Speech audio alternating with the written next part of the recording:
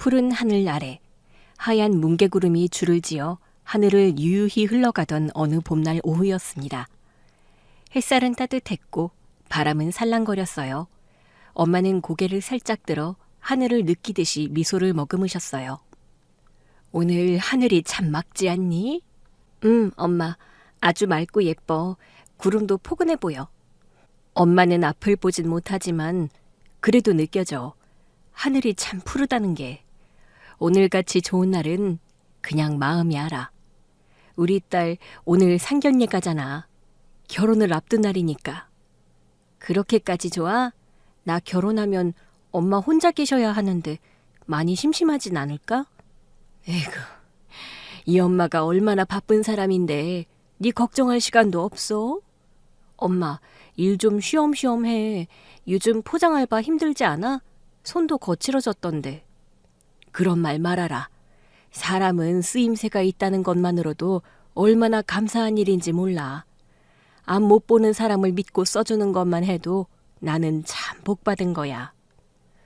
오늘도 사장님이 상견례 끝나고 꼭 와달라 하시더라. 내가 그렇게 일 잘하는 사람이라고. 알겠어? 치, 알겠어요. 일꾼 엄마. 그래도 너무 무리하진 마. 승혜야, 너 향수 바꿨니? 향이 좀 낯선걸? 에이, 또 딴소리 하신다. 맞아, 향수 바꿨어. 오늘 시어머니 뵙는 날이잖아. 좋은 인상 남기고 싶어서 비싼 걸로 뿌렸지. 저희 엄마는 앞을 보지 못하는 분이셨어요. 어린 시절 화재 현장에서 구조되었는데 그때의 불길 속에서 시력을 잃으셨다고 들었습니다. 엄마와 저는 상견례장으로 함께 걸어갔어요. 차를 타고 가도 될 거리였지만 날씨가 워낙 좋아서 엄마의 팔짱을 꼭 끼고 한 걸음씩 천천히 정답게 걸었답니다. 상견례장에 도착하자 직원이 밝은 미소로 저희를 맞이하며 룸으로 안내해 주었습니다. 문을 열고 들어서니 이미 제 예비 남편과 시어머니가 먼저 와서 기다리고 계셨습니다. 시어머니는 저희를 보자마자 반가움이 얼굴에 가득 묻어났고 활짝 웃으며 먼저 말을 건네셨어요. 아이고, 사돈 오셨군요. 처음 뵙겠습니다. 우리 며느리가 누구를 닮았나 했더니 사돈이랑 판박이네요. 참 예뻐요, 둘 다. 반갑습니다, 사돈. 이렇게 환대해 주시니 참 기분이 좋네요. 저 악수라도 나눌까요? 아이고, 네네. 사돈, 가만히 계세요. 제가 앞으로 갈게요. 시어머니는 얼른 일어나 엄마에게 다가가 손을 잡으셨고 두 분은 따뜻한 미소를 주고받으며 손을 맞잡았습니다. 낯선 자리였지만 그 다정한 인사에 저도 모르게 마음이 편안해졌지요. 그때 제 예비 남편이 제 모습을 유심히 바라보다가 눈을 반짝이며 말을 꺼냈습니다. 와, 우리 승혜 오늘 진짜 예쁘다. 내가 정말 복받은 놈이네. 그 정도야? 오늘 꾸미고 오길 잘했네. 아무튼 앞으로 나한테 더더 잘해줘야 돼? 여부가 있겠습니까? 자기님, 평생 모실 준비 돼 있지요. 됐고, 어서 앉자. 어머님, 엄마도 앉으세요. 우리 이제 앉아서 편히 이야기 나눠요. 식사도 주문하고요. 그렇게 네 사람이 둥근 테이블에 둘러앉았습니다. 메뉴판을 펼치고 이것저것 고르다 보니 어느새 자연스레 웃음도 오가고 분위기도 한층 부드러워졌습니다. 정갈한 코스 요리를 주문하고 난 뒤 따뜻한 차가 테이블 위에 놓이고 대화가 시작되었습니다. 시어머니는 상견례 자리에서도 아주 여유롭고 당당하셨어요. 웬만한 건 본인이 다 준비하겠다고 하시더군요. 예식장, 예물, 신혼집, 혼수까지. 저희 부부가 필요한 건 죄다 알아서 다 챙겨주시겠다는 겁니다. 세아가, 너는 그냥 숟가락 하나만 들고 오면 돼. 예쁜 며느리를 위해서 내가 돈을 못 쓰겠니? 너는 다 차려진 밥상 위에 숟가락 하나 얹기만 해라. 그 말에 저는 민망하고 난감해서 고개를 숙였습니다. 어머님, 그래도 혼수랑 예단은 제가 해야죠. 다 어머님께 맡기긴 죄송해서요. 됐다니까, 승혜야. 나 돈 많아. 너무 많아서 이 돈 다 쓰고 죽지도 못해. 어차피 다 너희한테 물려줄 거잖아. 미리 당겨 쓰는 거지 뭐. 그 말투가 워낙 호탕하셔서 웃음이 터졌지만 저는 또 괜히 마음이 짠해졌어요. 어머님은 말씀을 너무 극단적으로 하세요. 요즘 어머님 같은 연세는 청춘이라고 해도 돼요. 청춘? 그래, 새아가가 그렇게 봐준다니 고맙네. 아, 맞다. 이틀 전에 리조트 사업 허가 떨어졌어. 아주 잘 됐지? 정말요? 와, 생각보다 빨리 됐네요. 이게 말이지, 돈만 많다고 되는 게 아니야. 백도 있어야지. 우리 친척 중에 하나가 꽤 굵직한 자리에 앉아있거든. 그 사람 덕에 서류도 싹 다 밀어붙이고 한 방에 통과됐지 뭐야. 와, 어머님 진짜 능력자세요. 부러워요. 이제 공사만 시작하면 돼. 우리는 돈만 긁어 모으면 되는 거야. 그럼 저도 끼워주시는 거죠? 해주기로 했으니까. 그런데 돈을 좀 빨리 해줬으면 좋겠는데. 이건 진짜 확실한 건수야. 원하면 투자해. 만약 잘 안 되면 내 사비로 너한테 원금 그대로 돌려줄게. 내가 승혜 네 돈을 날리게 하는 일은 절대 없으니까 걱정 붙들어 매. 사실 시어머니는 이미 골프장 사업으로 큰 성공을 거두신 분이셨어요. 그 외에도 부동산, 프랜차이즈, 화장품까지 손대는 족족 대박이 났다는 소문이 자자했죠. 이번엔 지방의 고급 리조트 사업까지 시작하신다는데 그 자리에서 저도 사업에 끼워주신다고 했습니다. 그렇게 대화는 자연스레 사업 이야기에서 신혼집 이야기로 넘어갔습니다. 예비 남편과 저는 아파트보다는 주택이 좋겠다고 조심스럽게 말씀드렸죠. 저희는 아파트는 좀 답답해서 주택이 더 좋을 것 같아요. 마당도 있고요. 그거 잘 생각했네. 요즘은 CCTV가 곳곳에 달려 있어서 예전처럼 위험하지도 않아. 게다가 아랫집, 윗집 눈치 보느라 속 끓일 일도 없고. 지난번에 성북동에 받았던 그 집으로 할까? 어머님, 그 집은 너무 고가라 저희가 감당하기엔 좀 과하지 않을까요? 얘 또 그런 소리 하네? 승혜니가 우리 아들이랑 결혼해주니까 내가 얼마나 고마운지 몰라서 주는 거야. 너 아니었으면 이놈 평생 장가도 못 갔을 거야. 엄마, 그건 좀 너무 나간 말 아니야? 장모님 앞에서 내가 무슨 쓸모없는 사람처럼 들리잖아. 아이고야, 우리 아드님 기분 상하셨네. 그래, 엄마가 좀 지나쳤다. I'm sorry다, sorry. 시어머니는 분위기를 휘어잡는 능력이 대단하셨어요. 말끝마다 사람을 웃게 만드는 재주가 있어서 저도 모르게 계속 웃음이 나왔지요. 그러다 잠시 화장도 고칠 겸 자리를 일어나려 했습니다. 엄마, 잠깐 화장실 좀 다녀올게요. 어머님이랑 남편이랑 이야기 나누고 계세요. 그래, 천천히 다녀와라. 사돈이 재밌는 이야기꾼이라 심심할 틈도 없겠다. 아이고, 사돈, 제 주접을 즐겁게 받아주셔서 고맙습니다. 방 안의 웃음기를 뒤로 하고 저는 복도로 나왔어요. 가볍게 걸음을 옮기며 화장실 쪽으로 향하는데 옆방의 미닫이 문이 갑자기 벌컥 열리며 거친 목소리가 들려왔습니다. 어이, 거기! 저도 모르게 움찔하며 뒤를 돌아봤어요. 네? 저요? 그럼 거기에는 댁 말고 누가 있냐? 문을 연 사람은 인상이 험악한 중년 남자였어요. 팔뚝에는 시퍼런 문신이 가득했고 눈매는 사납게 빛나고 있었습니다. 저는 얼른 그 자리를 피하고 싶었지만 발이 떨어지질 않았습니다. 어이, 아가씨, 상견례 잘 돼가나? 저기 실례지만 누구세요?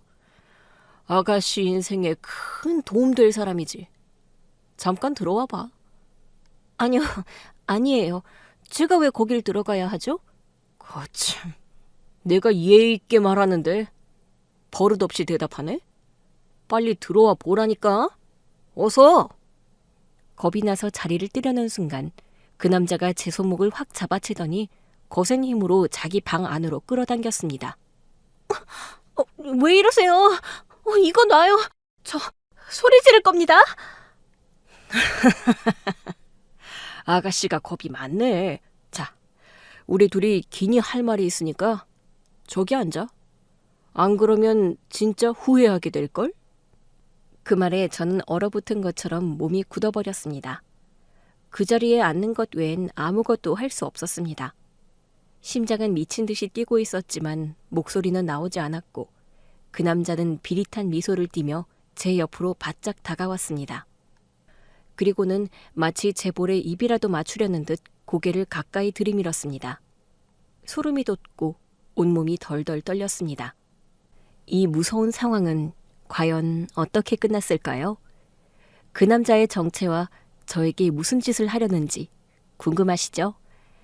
잠시 엄마와 제가 살아온 이야기를 하고 나서 상견예장, 문신 아저씨와의 이야기를 이어가겠습니다.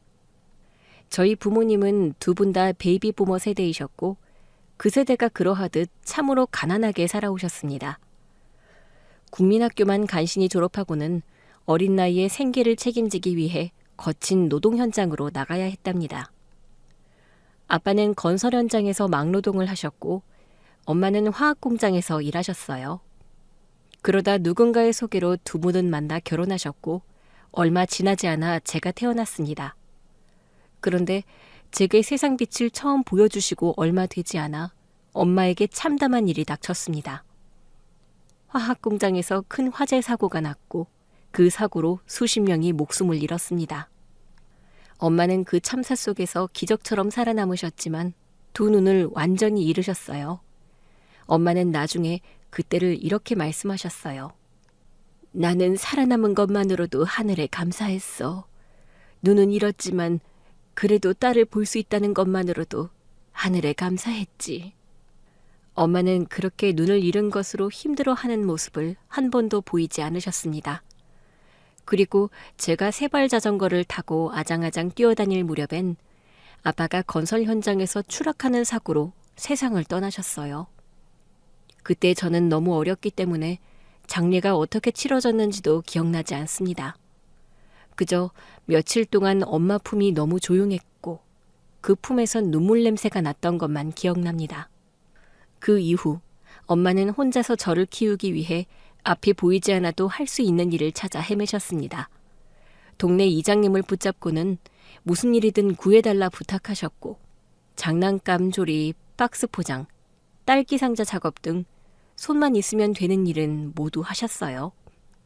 두 눈은 보이지 않았지만 엄마의 손끝은 마치 눈보다도 예리했죠. 엄마는 손으로 물건의 위치를 더듬어가며 정갈하고 빠르게 포장을 하셨고 그 손길로 저희 모녀가 잘 먹고 살았습니다. 8, 9, 10. 10초 걸렸어, 엄마. 10초나? 인형 팔다리 끼우는데 10초나 걸리면 안 되는데. 이 많은 걸 다 하려면 7초 안에 하나씩은 해야 하는데 조금 더 속도를 올려야겠어.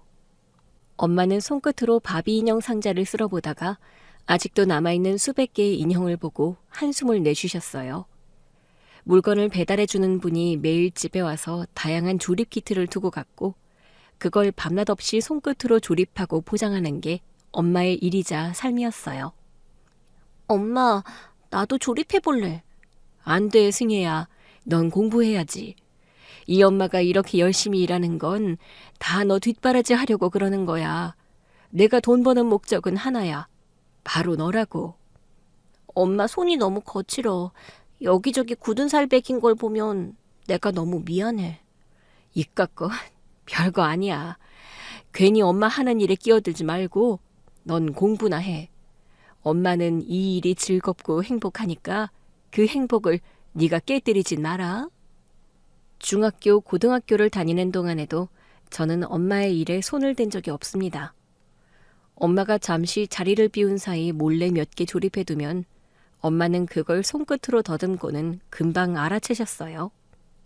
승혜, 너 엄마 몰래 인형 조립했지? 어떻게 알았어? 이 엄마는 두 손이 눈이란 걸 잊었니? 김승혜, 또 엄마 물건에 손대면 혼날 줄 알아? 아주 조금 도와드리는 건데 그것도 싫어? 아주 싫어. 넌 공부만 해. 딴 거 필요 없어. 공부만 잘하면 돼. 엄마는 그걸로 충분해.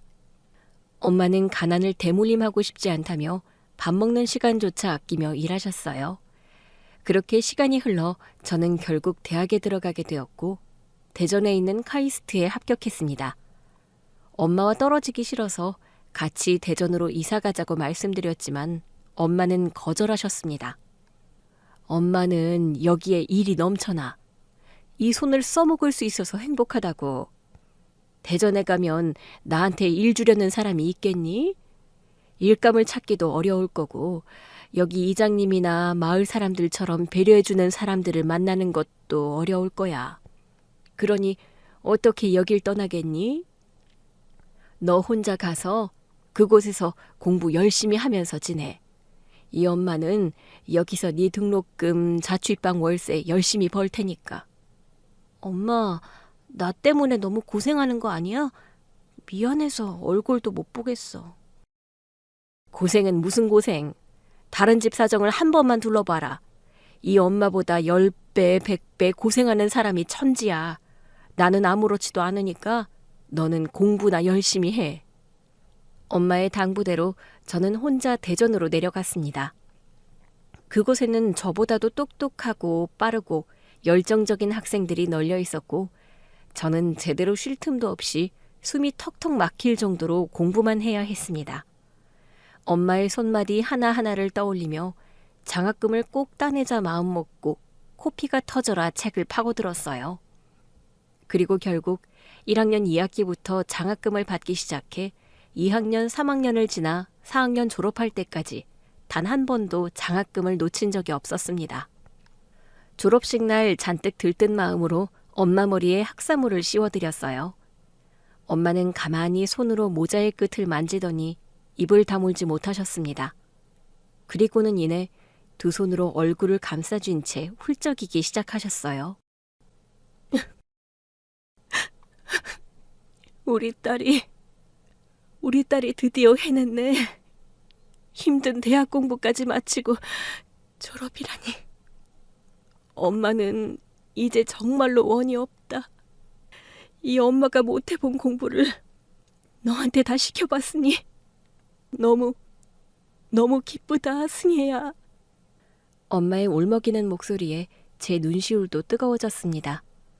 학사모를 쓴 엄마 모습이 어쩐지 진짜 졸업생 같기도 했어요. 그 모습이 어찌나 귀하고 또 어찌나 아련하던지 저도 저지만 엄마가 기뻐해서 정말 잘했다고 느꼈습니다.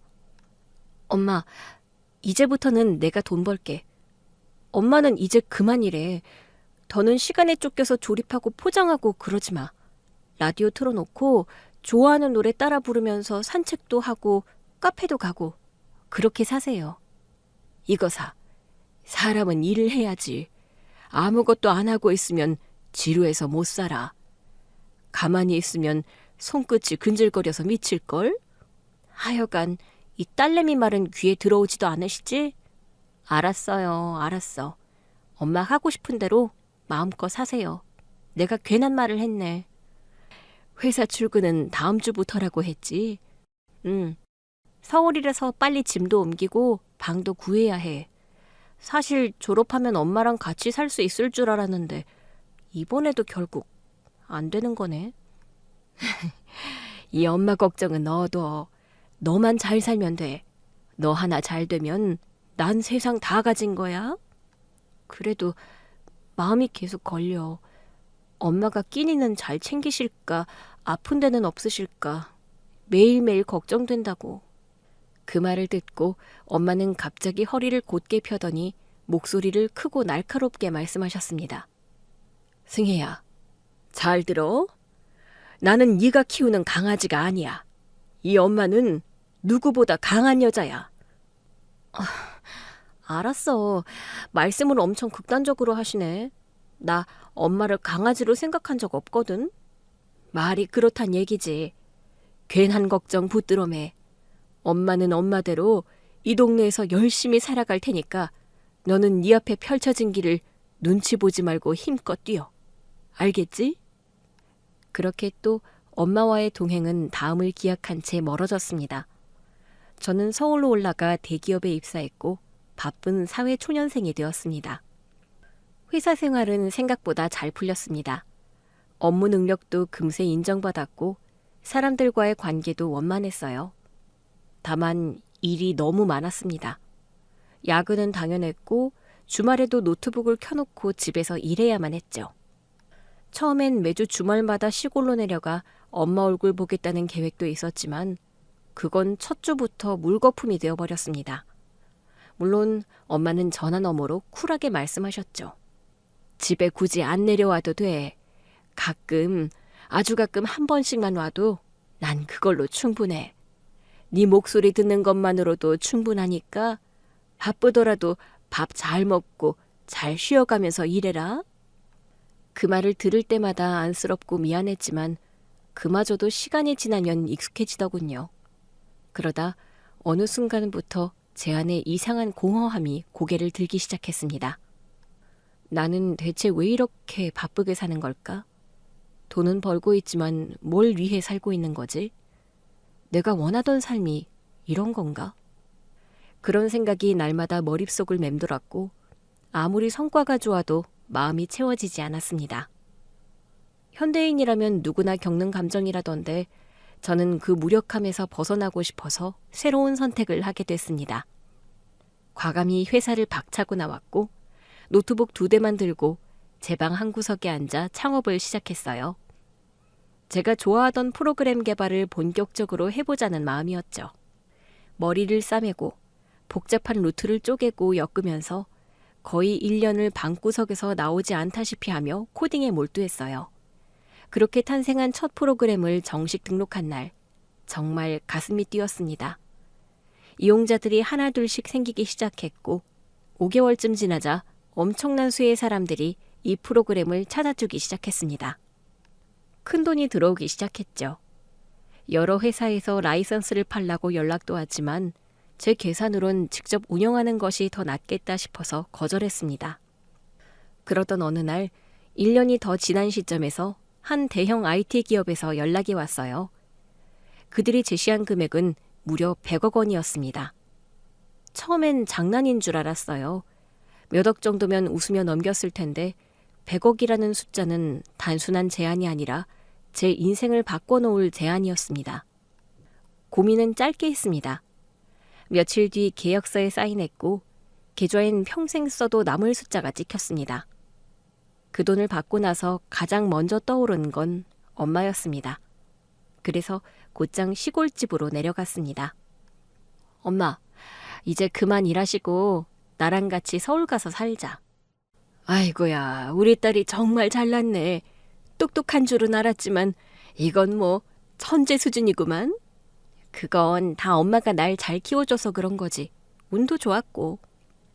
그래서 그 돈 어떻게 쓸 건데? 뭐 하긴 엄마랑 둘이 살 집 마련하고 엄마랑 이 돈 실컷 쓰면서 호강하면서 사는 거지.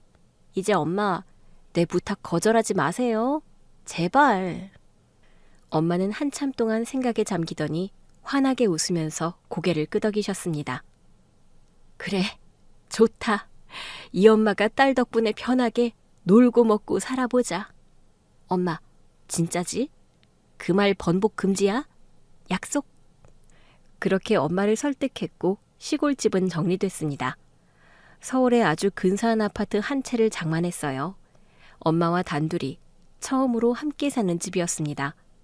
10년 만에 다시 엄마가 차려주는 밥을 먹으며 지내게 됐습니다. 저는 회사를 그만두고 난 뒤에도 완전히 손 놓고 논 건 아니었어요. 후배가 창업한 작은 회사에 고문이란 이름으로 슬쩍 발 담그고 있었죠. 사실상 일보다는 후배의 고민 들어주고 가끔 조언해주는 게 전부였지만 그마저도 나름 즐겁고 보람 있는 시간이었습니다.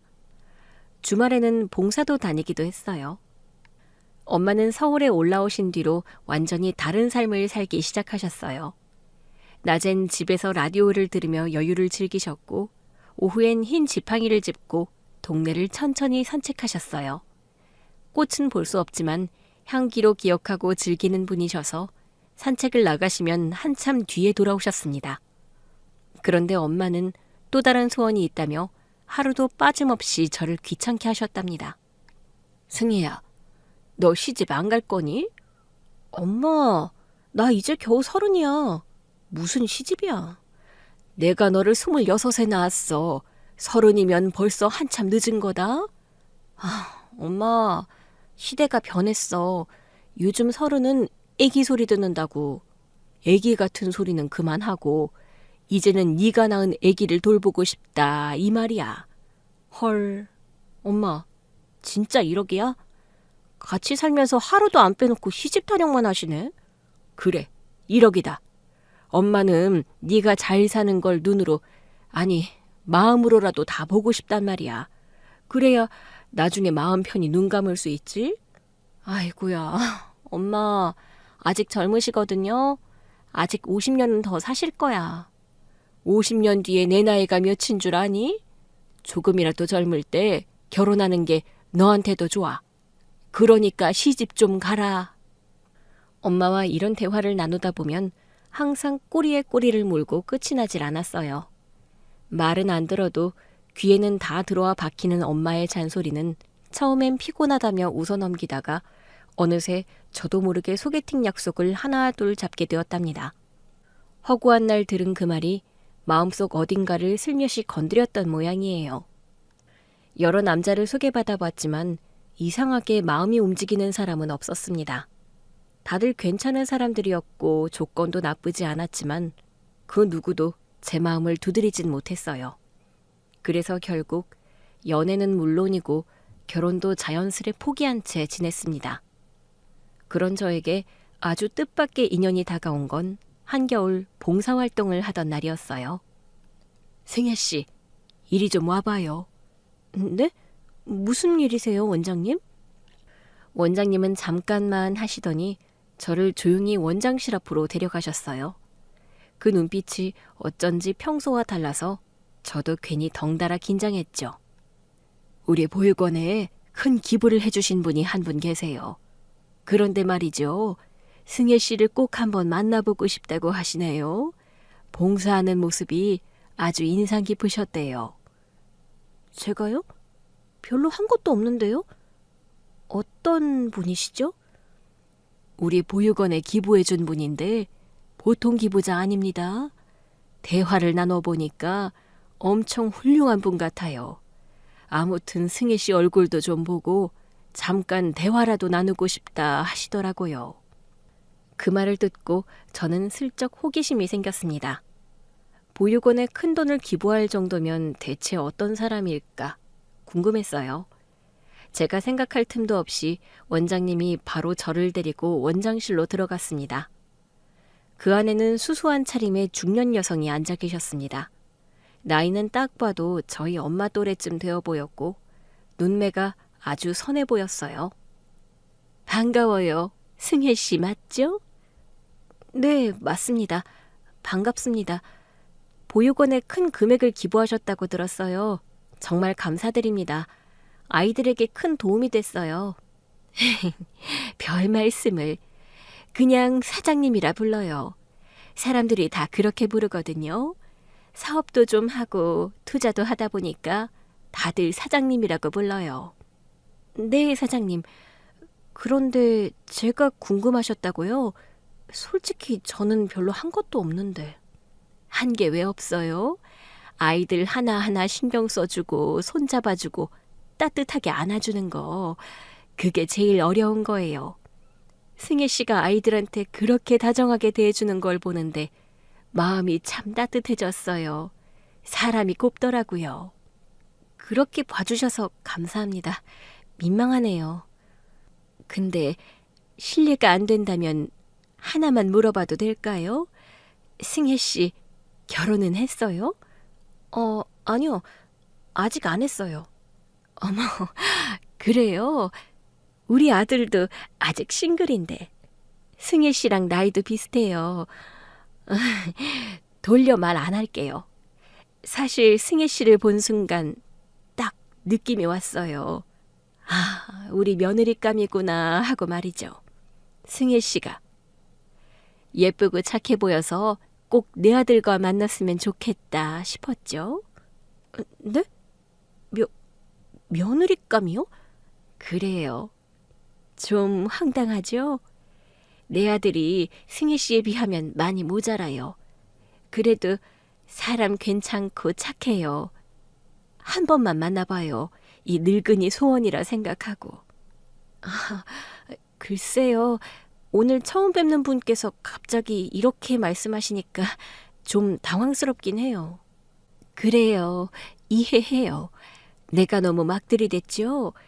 근데 이상하게 승혜 씨는 처음 보는데도 괜찮은 사람이란 게 느껴져요.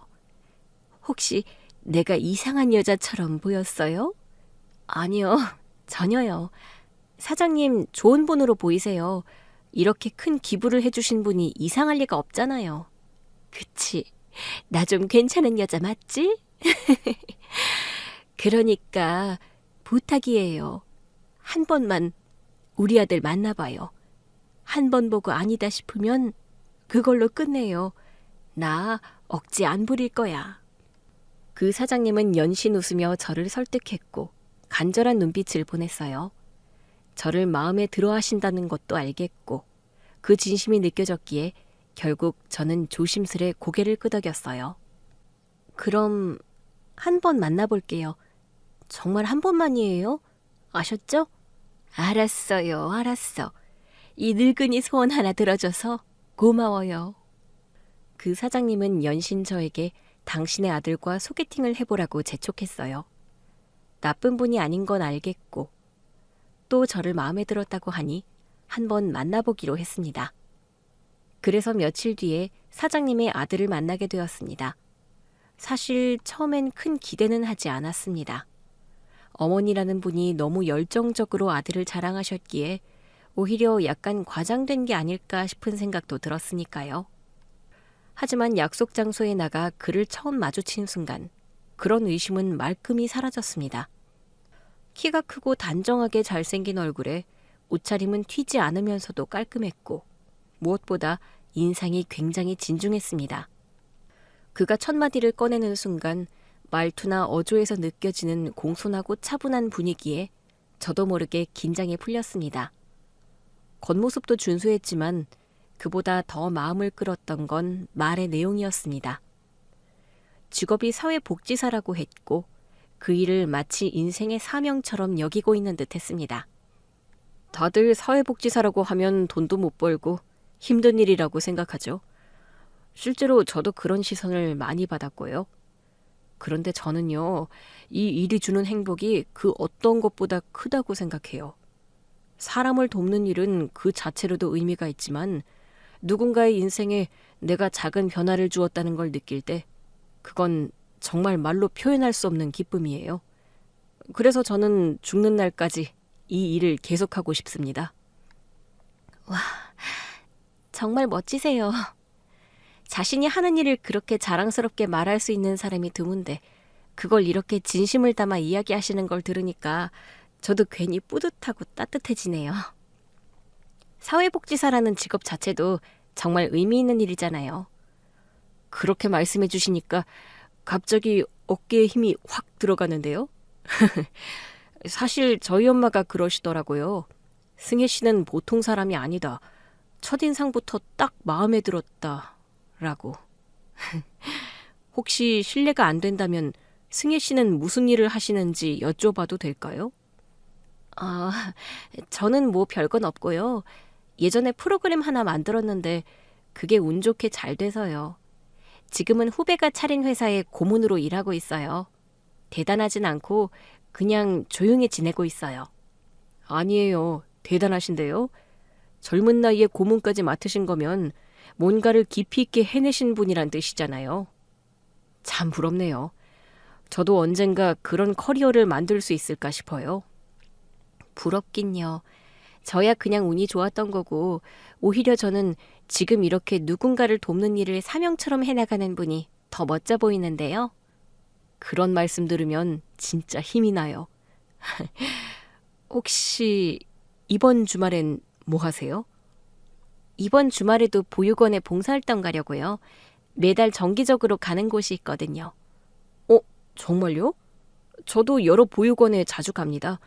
일 때문에 가기도 하고 봉사도 꾸준히 하고 있어요. 그럼 괜찮으시다면 이번 주말엔 저랑 같이 가실래요? 어머, 그러시구나. 그럼, 네, 좋아요. 같이 가요. 혼자 가는 것보다 같이 가면 더 든든할 것 같아요. 그렇게 사장님의 아들과 자연스럽게 봉사활동을 함께하게 되었습니다. 아이들과 함께하는 자리에서 그는 정말 자연스러웠고 아이들 한 명 한 명의 이름을 기억하고 다정하게 인사하는 모습이 인상적이었습니다. 밖에서도 몇 번 식사를 하며 서로를 더 알아갔고 대화가 끊기지 않을 만큼 잘 통하는 사람이라는 걸 느끼게 되었습니다. 시간이 지나면서 저는 점점 그 사람에게 마음이 열렸고 어느 순간부터는 그 일을 기다리게 되었으며 결국 믿음직스럽고 다정한 그의 고백을 받아주게 되었습니다. 사귄 지 3개월이 지났을 무렵 남자친구가 저희 엄마를 뵙고 싶다며 집에 오길 바랬어요. 저는 자랑할 만한 남자친구니 바로 허락했고요. 엄마를 처음 본 남자친구는 인사를 곱게 하더니 얼굴을 내밀었습니다.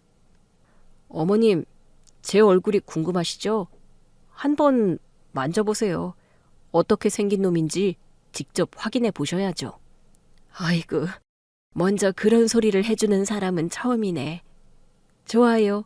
얼굴 좀 만져봅시다. 엄마는 손가락으로 그이의 얼굴을 더듬더니 아주 잘생겼다고 칭찬하셨습니다. 아주 미남이네. 눈썹도 짙고 콧대도 높아. 그리고 쌍꺼풀이 없는 것도 마음에 드네. 그럼 어머님 사윗감으로 괜찮을까요? 사윗감? 어머, 둘이 벌써 그 정도로 가까워진 거야? 사귄 건 3달밖에 되지 않지만 저는 처음 만난 날부터 승혜 씨랑 결혼하고 싶었어요. 진심입니다, 어머님. 목소리에 진심이 느껴져. 내가 앞은 보지 못하지만 귀는 누구보다 발달되어 있지. 승혜야, 너 이제 시집 가면 되겠다. 드디어 짝을 찾은 것 같다. 저도 사귄 지 얼마 되지 않았지만 남자친구가 너무 훌륭하고 좋은 사람이라 결혼이 하고 싶었어요. 그래서 좋다고 대답하였죠. 그렇게 저희 연인은 결혼을 약속하게 되었고 곧 상견례를 하게 되었답니다. 아가씨, 내가 누군지 궁금하지? 아니요, 전혀요. 알고 싶지도 않고 여기 앉아서 대화를 나누고 싶지도 않아요. 저 그냥 나가게 해주세요. 안 그러면 진짜로 소리 지를 겁니다. 야무지기도 하네. 그래도 일단 내 얘기부터 좀 들어보고 소리를 지르든가 해. 나 말이야, 딸을 시집 보내려다가 사기당한 사람이야. 사기요? 딸 시집을 보내려다 당했다고요? 그래. 옆방에 있는 아가씨 예비 남편이랑 그 시어머니란 여자가 바로 내 딸을 이용해서 사기친 인간들이라는 거야. 그 순간에도 저는 놀라지 않았습니다. 문신이 선명한 아저씨가 하는 이야기가 전혀 신빙성 없어 보였기 때문입니다. 거짓말하지 마세요. 저희 어머님은 억대 기부자시고 봉사에 진심인 분이에요. 남편 될 사람도 사회복지사로 약자를 돕는 사람이고요. 그런 두 분을 사기꾼이라고요? 지금 저를 바보로 하시는 건가요? 맞아. 바보 맞네. 나도 우리 딸도 저 둘을 철석같이 믿었었거든? 지금 아가씨도 그 꼴 나는 거지. 저 두 사람 연기력이 보통이 아니야. 겉으론 참 선해 보이지? 근데 속은 다르다고. 나도 속았고 지금 아가씨도 똑같이 당하는 중이야. 말도 안 되는 얘기예요. 너무 갑작스럽고 황당해서 믿을 수가 없어요. 그래, 믿기 힘들겠지. 하지만 들어봐. 저 옆방에 있는 여자랑 그 아들은 진짜 모자가 아니야. 그냥 사기 파트너일 뿐이야. 보육원에 기부한 것도 다 큰 그림이야. 아가씨한테 리조트 사업 투자금을 받아내려고 꾸며낸 쇼라고. 제가 100억대 자산이 있다는 건 어떻게 아셨어요? 그리고 리조트 사업 얘기는 또 어떻게 하신 거예요? 저 둘한테 당했다니까. 그 수법을 내가 똑같이 겪었어. 내 딸도 리조트 투자 자금 빼앗기고 결국 파혼하고 병원에 실려갔어. 내가 백날 얘기해봤자 믿지 않겠지. 그럼 이걸 한번 봐. 그 아저씨는 주머니에서 뭔가를 꺼내더니 조심스레 접힌 종이를 펼쳤습니다. 반짝거리는 표면엔 경찰서 앞에 붙는 수배자 전단지가 인쇄돼 있었습니다. 여기 봐. 이 여자 얼굴 보이지? 옆에 남자놈도 있고. 자세히 봐봐. 저 둘 낯익지 않아? 이게 누구죠?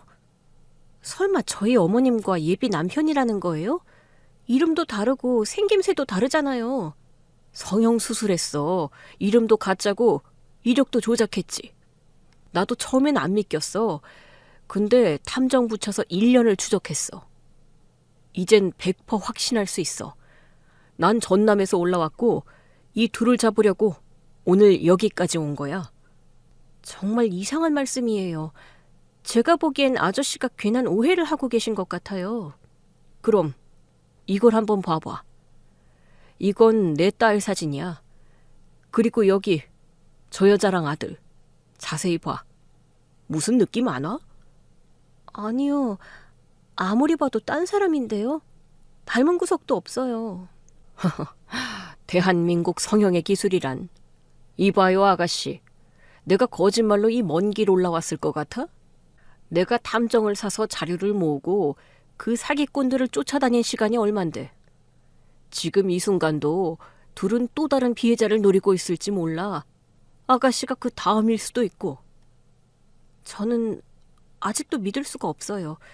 그리고 아저씨가 말한 것들 다 확실한 증거가 있는 것도 아니잖아요. 리조트 사업 투자금 벌써 줬어? 아니요. 아직 안 드렸어요. 곧 드리려고 했어요. 그럼 다행이지. 자네는 지금 내가 살린 거야. 이 말 듣고 멈출 수 있으면 운 좋은 거야. 아저씨, 정말 이상한 분이시네요. 남의 뒤를 캐고 다니고 헛소리만 하시고. 사기꾼은 오히려 아저씨 같아요. 저 그만 나갈게요. 그래, 내 말 무시해도 좋아. 하지만 귀담아 듣지 않으면 어떤 일이 닥칠지 곧 알게 될 거야. 내 말을 믿으면 룸에 돌아가서 노래를 불러. 신호로 생각하고 바로 들어갈 테니까. 저는 찝찝한 기분을 안고 아저씨의 룸을 나왔습니다. 곧장 화장실로 가서 거울 앞에 섰고 방금 들은 말들을 머릿속에서 정리해 보았습니다. 예비 시어머니가 저에게 처음 접근했던 날, 시모의 말투와 친절했던 인상, 남자친구와 자연스럽게 이어졌던 만남, 그리고 서두르게 진행된 결혼 준비, 무엇보다 리조트 투자 제안까지. 돌이켜보니 제가 100억대 자산가라는 사실을 정확히 아는 사람은 엄마밖에 없었는데 어떻게 그 사실을 그들은 알게 되었을까?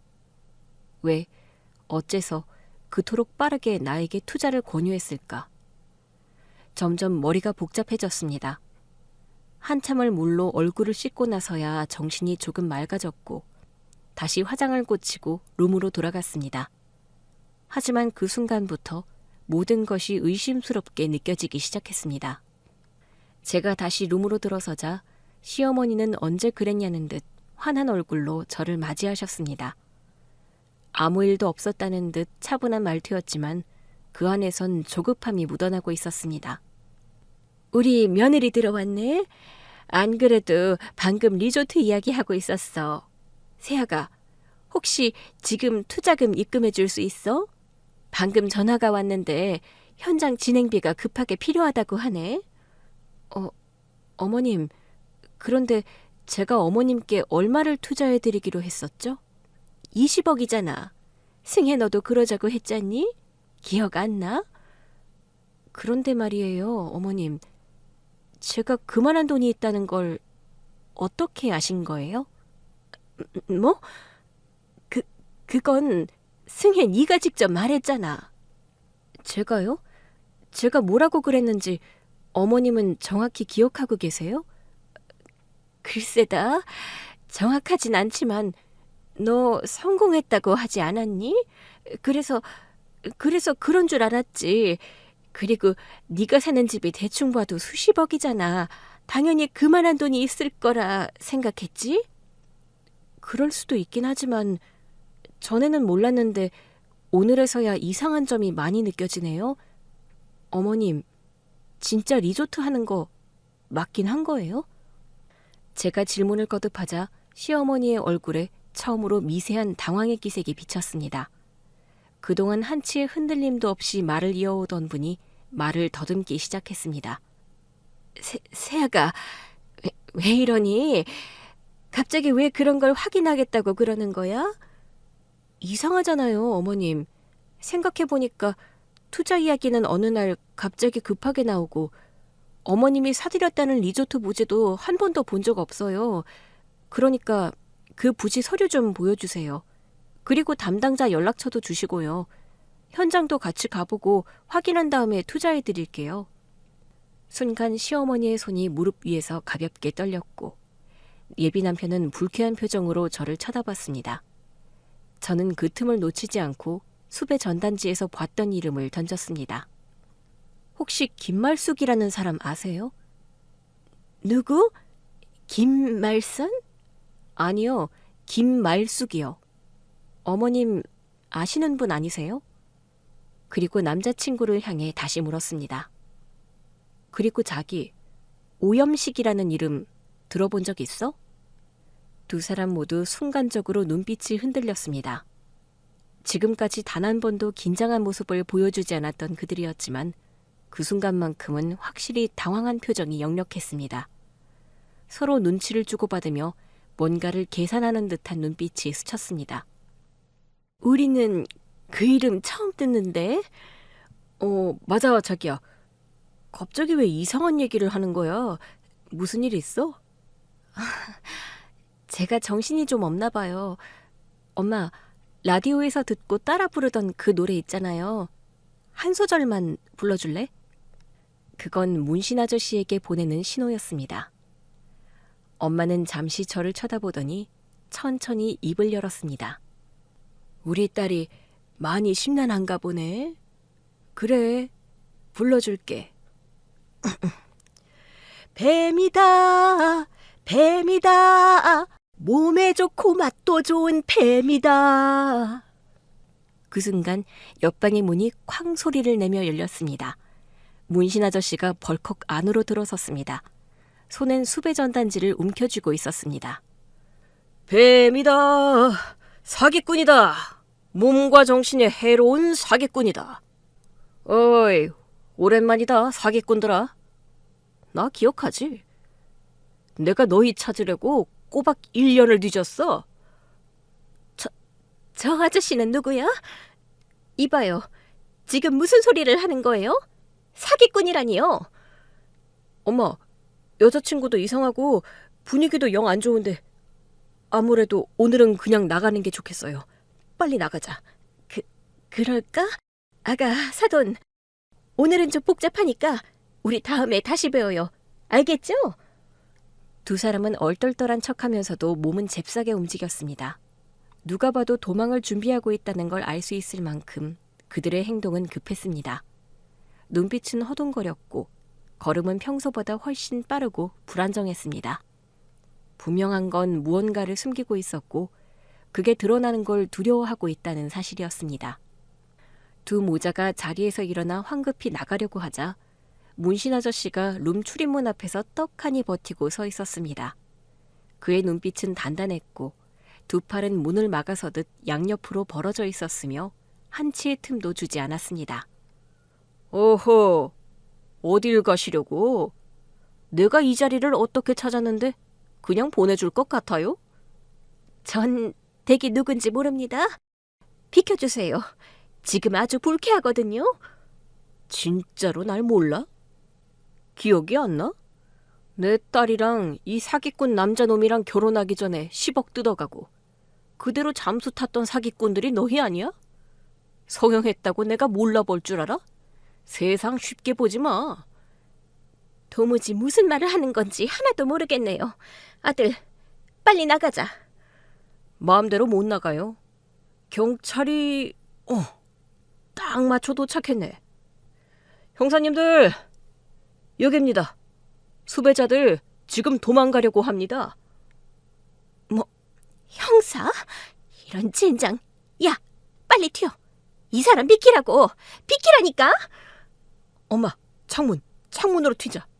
여긴 4층이야. 정신 있어? 그래도 잡혀가는 것보단 뛰어내리는 게 낫지. 감옥 가느니 다리 하나 부러지는 게 낫잖아. 그 순간 두 사람은 더 이상 예비 시어머니와 남편이 아니었습니다. 이들은 분명히 사기꾼이 맞았습니다. 도망치려는 시도는 서툴렀고 눈빛은 이미 패닉에 빠져 있었습니다. 짜증나. 내가 이번 사기치려고 보육원에 1억이나 기부를 했단 말이야. 내 돈 아까워서 미치겠네. 엄마, 아니, 누님, 지금 그게 중요해? 빨리 창문으로 튀자니까. 두 사기꾼은 창가까지 달려가 몸을 기울였지만 그 순간 바닥을 내려다보고 겁이 났는지 그대로 주저앉고 말았습니다. 더는 용기가 나지 않았던 것입니다. 무서워서 어떻게 뛰어내리냐. 이번에 잡혀 들어가면 최소한 5바퀴는 감옥 생활 해야 할 텐데. 누님, 진짜 언제부터 저 문신 아저씨가 따라다닌 거야? 나도 몰라. 알았으면 우리가 여기서 걸렸겠냐? 이제 우리 인생 다 조졌다고 보면 돼. 저는 어이가 없다는 듯 그 장면을 바라보고 있었고 저희 엄마는 입을 벌린 채 말도 못하시며 충격에 젖어 계셨습니다. 그때 형사들이 룸 안으로 들어와 두 사람의 신원을 확인하고 지문 조회를 시작했고 수배자 명단과 일치한다고 하며 바로 수갑을 채웠습니다. 이봐요, 형사님들. 나 보육원에 기부했어요. 착한 사람이라고요. 기부했으니까 감형받을 수 있죠? 김말순, 5바퀴는 무슨. 너는 10바퀴는 감옥 돌 거야. 여기서 나가면 팔순이야. 그리고 기부는 사기치려고 밑밥 깐 거 모를 줄 알아? 닥치고 따라 나와. 억울해. 다 된 밥에 코를 빠뜨린 저 문신한 똥강아지 같은 놈 때문에 내 인생 완전히 망했네.